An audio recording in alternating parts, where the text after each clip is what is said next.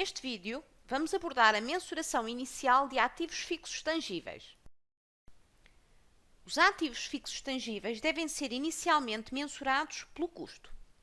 A fórmula do custo, a única prevista para a mensuração inicial, compreende três parcelas: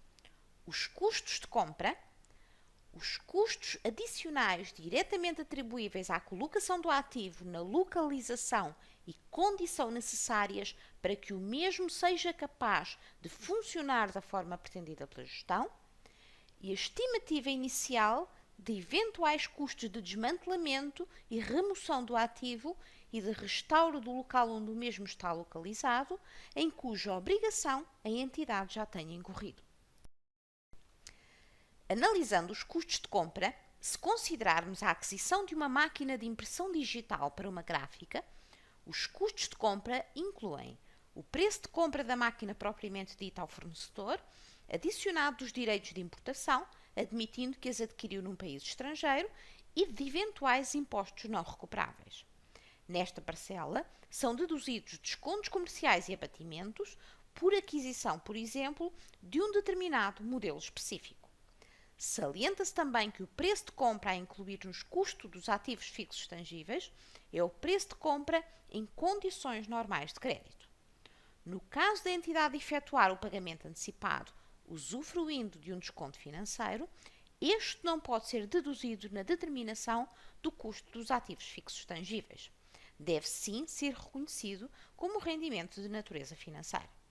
Se, pelo contrário, a entidade efetuar o pagamento postecipado, a diferença entre a quantia paga e aquela que seria exigível em condições normais de crédito deve ser reconhecida como gasto financeiro durante o período do financiamento. Convém realçar ainda que o custo de um ativo fixo tangível construído pela entidade, como por exemplo a sede de uma empresa de construção civil, deve ser determinado como se a entidade estivesse a construir o ativo para venda, ou seja, sem considerar quaisquer lucros internos. O custo dos ativos fixos tangíveis inclui também os custos adicionais diretamente atribuíveis à colocação do ativo na localização e condição necessárias para que o mesmo seja capaz de funcionar da forma pretendida pela gestão. Analisando estes custos adicionais diretamente atribuíveis e se considerarmos um forno adquirido para a indústria cerâmica, estes incluem custos de benefícios de empregados, se o forno necessitar, por exemplo, de adaptações para funcionar de acordo com o pretendido pela gerência e estas forem executadas pelos colaboradores da entidade, honorários pagos a outros profissionais relativos, por exemplo, à elaboração de relatórios de peritos para a escolha do melhor modelo de forno,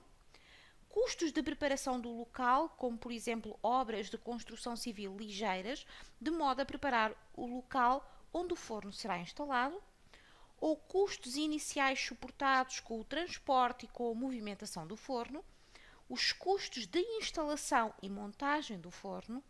e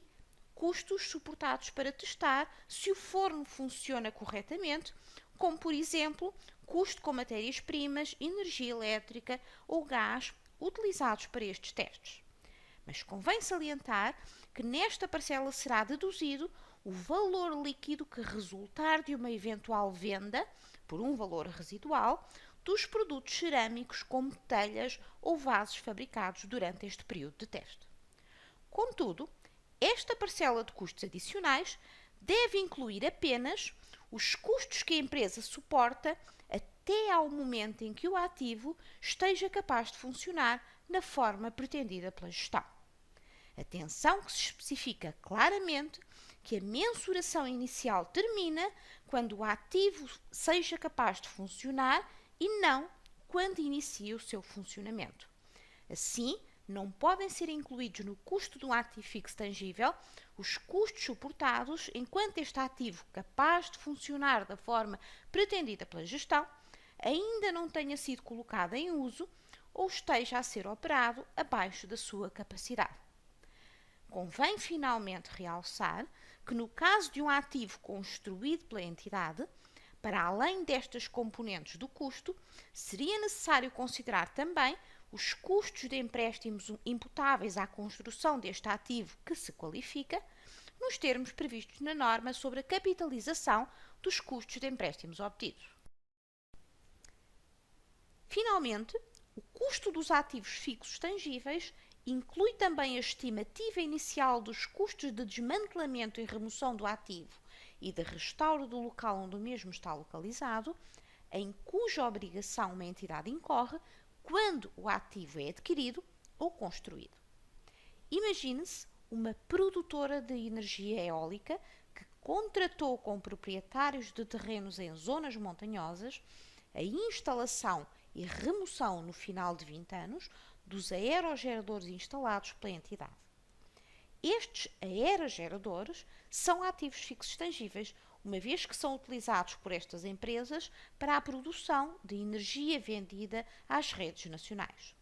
No entanto, como a remoção só terá lugar no final dos 20 anos, poderíamos ser tentados a reconhecê-los como gasto apenas no final desse mesmo período. Ora, tal estaria a beneficiar 19 anos de exploração e a prejudicar o último ano, que não só seria onerado com os gastos regulares do período, como suportaria a totalidade dos dispêndios com o desmantelamento dos aerogeradores. Assim, se estes produzem energia e possibilitam a obtenção de réditos ao longo dos 20 anos, no regime do acréscimo, o custo da remoção deveria ser reconhecido como gasto ao longo desses mesmos 20 anos. Para tal, será necessário reconhecer a estimativa atualizada do custo desse desmantelamento como custo do ativo fixo tangível, por contrapartida do reconhecimento de uma provisão, dado que a entidade, ao montar os geradores, assume a obrigação de os desmantelar e remover no final da sua vida útil. Assim, o custo de remoção incluído no ativo fixo tangível será reconhecido como gasto do período por via das depreciações ao longo dos 20 anos de vida útil dos aerogeradores. Para mais informações sobre este tema, consulte o site do Accounting Institute.